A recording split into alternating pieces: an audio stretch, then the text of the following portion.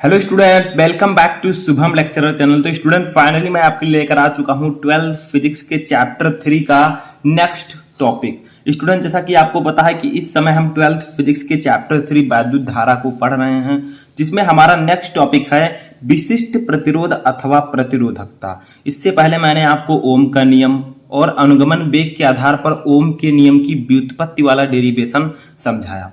देखिए, हमारा जो नेक्स्ट टॉपिक है इस चैप्टर में वो है विशिष्ट प्रतिरोध अथवा प्रतिरोधकता। बहुत ही इंपॉर्टेंट टॉपिक है। देखिए, इसे हम इंग्लिश में कहते हैं स्पेसिफिक रेसिस्टेंस और रेसिस्टिविटी। ठीक है, क्या होता है, यानी कि विशिष्ट चालकता की परिभाषा हम जानेंगे, इसके चित्र को समझेंगे, इसका सूत्र, मात्रक, विमा, सब कुछ इस वीडियो में हम डिस्कस करने वाले हैं।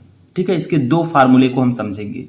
तो वीडियो बहुत ही इंटरेस्टिंग है, वीडियो को लास्ट तक देखते रहें। देखिए, विशिष्ट चालकता, सबसे पहले इसका डेफिनेशन समझते हैं। बहुत ही सिंपल है। देखिए, जब किसी चालक में वैद्युत धारा प्रवाहित होती है तो चालक के भीतर किसी बिंदु पर विद्युत क्षेत्र की तीव्रता E तथा धारा घनत्व J के अनुपात को चालक का विशिष्ट प्रतिरोध अथवा प्रतिरोधकता कहते हैं। देखिए, मैंने आपको वैद्युत क्षेत्र की तीव्रता बताया क्या होता है, धारा घनत्व की परिभाषा बताई। अब आप इन दोनों का अनुपात ले लीजिए, यानी कि E/J इक्वल टू विशिष्ट प्रतिरोधकता। आप कह सकते हैं कि वैद्युत क्षेत्र की तीव्रता तथा धारा घनत्व के अनुपात को हम विशिष्ट प्रतिरोध या प्रतिरोधकता कहते हैं। मान लीजिए इट्स अ कंडक्टर। ये देखिए, ये एक मान लीजिए चालक है। ये क्या है? ये एक चालक है। अब देखिए, चालक को अगर हम बैटरी से जोड़ दें, इसको मान लीजिए हमने बैटरी से जोड़ दिया, ठीक है, तो इसमें क्या होगा, इसमें वैद्युत धारा प्रवाहित होगी और चालक के भीतर किसी बिंदु पर जो वैद्युत क्षेत्र की तीव्रता E होगी और धारा घनत्व जो J होगा, ठीक है, इन्हीं दोनों के अनुपात को हम क्या कहेंगे, विशिष्ट प्रतिरोध या प्रतिरोधकता। समझिए, अब सबसे पहले ये जानिए, तब हम सूत्र समझते हैं। पहले जानिए कि विशिष्ट प्रतिरोध को हम किससे प्रदर्शित करते हैं। तो देखिए, इसे रो से, रो, इसे हम रो कहते हैं, ठीक है, रो से प्रदर्शित करते हैं, यानी कि विशिष्ट प्रतिरोध को हम रो से प्रदर्शित करते हैं। ठीक है, समझ में आया? बहुत ही सिंपल है, रो से इसे डिनोट करता है। अब इसका फार्मूला समझते हैं। तो रो इक्वल टू, यानी कि विशिष्ट प्रतिरोध, विशिष्ट प्रतिरोध, इसको हम डिनोट करते हैं रो से। रो इक्वल टू होता है क्या, वैद्युत क्षेत्र की तीव्रता तथा धारा घनत्व का अनुपात, तो E/J। देखिए, फार्मूला आपका निकल कर आ चुका है, विशिष्ट प्रतिरोध equal to rho equal to E/J, यानी कि वैद्युत क्षेत्र की तीव्रता तथा धारा घनत्व के अनुपात को हम विशिष्ट प्रतिरोध कहते हैं। बहुत ही सिंपल है। अब बात यह आती है कि एक फार्मूला इसका और होता है, उसको भी जानना जरूरी है, क्योंकि जितने फार्मूले आपको पता होंगे न्यूमेरिकल उतने ही आसानी से आपके सॉल्व होंगे। तो चलिए एक फार्मूला और इसका समझते हैं। तो आप लोगों को लिखना होगा थोड़ा सा, ठीक है। माना किसी चालक तार की लंबाई, माना किसी चालक तार, ठीक है, चालक तार की लंबाई। अब देखिए, यहां पर मैंने एक चालक बनाया था आपके सामने। मान लीजिए ये एक चालक तार है, ठीक है, ये एक चालक तार है और इसकी जो लेंथ है वो क्या है, स्मॉल l है। तो माना किसी चालक तार की लंबाई स्मॉल l तथा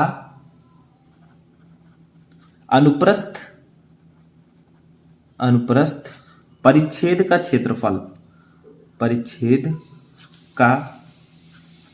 देखिए एक फार्मूला हम निकाल रहे हैं, बहुत ही इंपॉर्टेंट फार्मूला है, आप लोग साथ में लिखते चलिए, नोट करते चलिए। क्षेत्रफल A है, क्या है, A है। तो देखिए, ध्यान से समझिए चित्र में। माना एक चालक तार की जो लेंथ लंबाई है वो L है, ठीक है, इसका जो पूरा एरिया है, क्षेत्रफल है, वो कितना है, A है। अब आगे बढ़ते हैं, A है। माना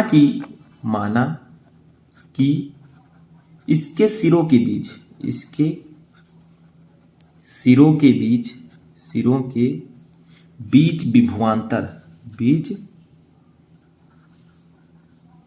विभवांतर, अब विभवांतर को हम सब डिनोट करते हैं V से। तो V लगाने पर,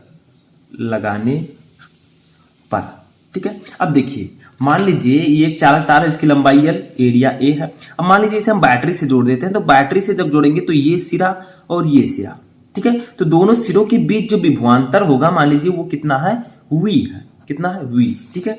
तो V लगाने पर, मान लीजिए हमने V विभवांतर लगाया, तब लगाने पर इसमें इसमें वैद्युत धारा, अस्थाई धारा या वैद्युत धारा, ठीक है, अस्थाई धारा आई बहती है। धारा को हम किस स्टूडेंट करते हैं? आई से, स्मॉल आई, ठीक है।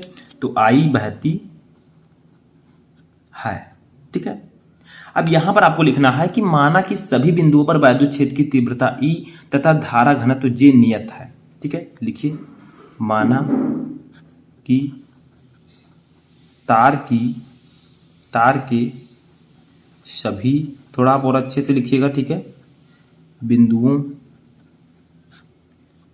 पर वैद्युत क्षेत्र की तीव्रता, वैद्युत क्षेत्र की तीव्रता ई, इसको डिनोट करते हैं हम ई से, ठीक है, तथा धारा घनत्व जे, तथा धारा घनत्व जे नियत है,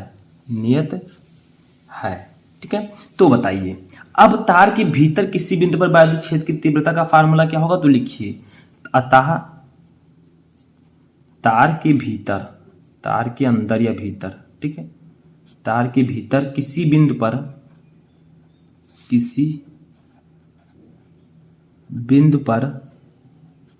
वैद्युत क्षेत्र की तीव्रता, वैद्युत क्षेत्र की तीव्रता, ठीक है, तब इसका फार्मूला क्या होगा? तो देखिए, E इक्वल टू, वैद्युत क्षेत्र की तीव्रता को हम डिनोट करते हैं E से, तो E इक्वल टू हो जाएगा आपका V अपान L, ठीक है। यानी कि मान लीजिए कि किसी चालक तार की लंबाई L तथा अनुप्रस्थ परिक्षेत्र का क्षेत्रफल A है। अब माना इसके सिरों के बीच विभवांतर V लगाने पर इसमें धारा I बहती है। अब तार के सभी बिंदुओं पर वैद्युत क्षेत्र की तीव्रता E तथा धारा घनत्व नियत हो, तो हम क्या कहेंगे? एकांक लंबाई पर कितना हम विभवांतर लगा रहे हैं उसको हम ई से डिनोट करेंगे, तो E equal to V upon L, ये एक फार्मूला निकल कर आ जाएगा। अब देखिए, धारा घनत्व का फार्मूला मैं आपको ऑलरेडी बता चुका हूं, धारा घनत्व। तो धारा घनत्व को हम डिनोट करते हैं किससे? जे से। तो जे इक्वल टू क्या होता है? सभी को पता है, आई अपान ए, यानी कि एकांक क्षेत्रफल पर किसी चालक के एकांक क्षेत्रफल से गुजरने वाली वैद्युत धारा को हम क्या कहते हैं? धारा घनत्व। तो जे इक्वल टू आई अपान ए। अब देखिए, समझिए यहां पर मैं क्या कहना चाह रहा हूं। देखिए, रो इक्वल टू ई अपान जे हो जाए, ठीक है। अब हम यहां से ई की वैल्यू रखेंगे और जे की वैल्यू रखेंगे, ठीक है। तब देखते हैं विशिष्ट प्रतिरोध क्या आता है। तो चलिए रखते हैं, तो लिखेंगे अतः विशिष्ट प्रतिरोध रो इक्वल टू ई अपान जे, जैसा कि मैंने विशिष्ट प्रतिरोध की परिभाषा में आपको बताया। अब यहां पर रो लिखिए, ई की वैल्यू रखिए। ई की वैल्यू हमने अभी निकाली थी, आपको पता है वी अपान एल हमने लिखा था, ठीक है, वी अपान एल। जे की वैल्यू भी मैंने बताई थी आई अपान ए, तो वही यहां पर हम रख देंगे। अब देखिए, यहां पर मैं समझा देता हूं, सबसे ऊपर वाले का गुणा सबसे नीचे वाले में होगा, तो यहां पर हो जाएगा वी ए अपान, क्या हो जाएगा? वी ए अपान, अब यहां पर एल का गुणा आई से होगा, तो आई एल, ठीक है। तो यह आपका आ जाएगा V A upon I L. अब ध्यान दीजिए, यहां पर हो जाएगा रो इक्वल टू, हम V A upon I upon L को लिख सकते हैं वी अपान आई, ठीक है, we upon I into A upon L, ठीक है, ए अपान एल। तो देखिए, अब मैंने आपको बताया था कि आर ओम के नियम के अनुसार R equal to V upon I होता है, पता है कि नहीं? R equal to V upon I, ठीक है। यदि चालक की भौतिक अवस्था में कोई परिवर्तन न किया जाए तो उसके सिरों पर लगाया गया विभवांतर तथा उसमें बहने वाली धारा के अनुपात को हम नियत मानते हैं, ठीक है। तो आर यहां पर हो जाएगा, तो R equal to V upon I सभी को पता है, ये मैं ऑलरेडी आपको ओम के नियम में बता चुका हूं, ठीक है। अब देखिए, वी अपान आई के स्थान पर हम क्या रख देंगे? आर रख देंगे। इस वी अपान आई के स्थान पर हम आर रख सकते हैं क्योंकि बराबर है। तो लिखिए, rho equal to R A upon L, R A upon L. देखिए, आर इसके स्थान पर हमने रख दिया, ए अपान एल आपका ऐसे ही रहेगा। तो ये एक फार्मूला और भी निकल कर सामने आ चुका है। तो ये भी विशिष्ट प्रतिरोध का एक फार्मूला है, बहुत ही इंपॉर्टेंट है। अब देखिए, हमने ये सब जान लिया, फार्मूला जान लिया। यहाँ पर ए क्या है? क्षेत्रफल है, एल है चालक तार की लंबाई, ये चालक तार का क्षेत्रफल, आर है प्रतिरोध, ठीक है। आर क्या है समझिए? प्रतिरोध है, सभी को पता है, ठीक है, जो कि एक नियतांक, तो ये प्रतिरोध है, ठीक है। अब इसका मात्रक समझते हैं। एक पॉइंट इसका आता है मात्रक, यानी कि यूनिट। तो यूनिट निकाल सकते हैं आप लोग यहां से, देखिए सूत्र पे निकालिए। आर क्या है? प्रतिरोध, प्रतिरोध का मात्रक होता है ओम, ठीक है, समझिए। ए क्या है? क्षेत्रफल, क्षेत्रफल का मात्रक होता है मीटर स्क्वायर, अपान एल है लंबाई, लंबाई का मात्रक मीटर। तो देखिए, एक ये मीटर और एक यहाँ पर स्क्वायर हट जाएगा, यानी कि 2 मीटर है ऊपर, 1 मीटर हट जाएगा, तो आपका मात्रक क्या आ जाएगा, विशिष्ट प्रतिरोध का मात्रक क्या आएगा बताइए। तो यहाँ पर मात्रक इक्वल टू ओम मीटर आ जाएगा। ठीक है, देखिए ओम और 1 मीटर इसमें से चला गया, 1 मीटर बचा, तो ओम मीटर जो है विशिष्ट प्रतिरोध का मात्रक हो जाएगा। सिंपल है। अब देखते हैं इसकी बीमा। तो देखिए बीमा भी हम फार्मूले से निकाल लेंगे। तो बीमा समझिए, विमा, ठीक है, डायमेंशन। अब बीमा में कुछ नहीं है, आर की आप लोग देखिए rho equal to R upon L होता है, तो आर की बीमा पहले लिखिए। आर की बीमा होती है प्रतिरोध की ml2 t के पावर -3 a के पावर -2। ठीक है, ये बीमा होती है। अब क्षेत्रफल a है, a क्षेत्रफल की बीमा क्या होती है, a के ऊपर स्क्वायर, ठीक है, अपान लंबाई है l, तो इसकी बीमा सिर्फ l होगा। ठीक है, तो ये हो जाएगा। ठीक है, यहाँ पर सॉरी, यहाँ पर आपको l लिखना है, क्षेत्रफल की बीमा l के पावर स्क्वायर होता है। ठीक है, समझ में आया, a नहीं होता है, तो l के पावर 2।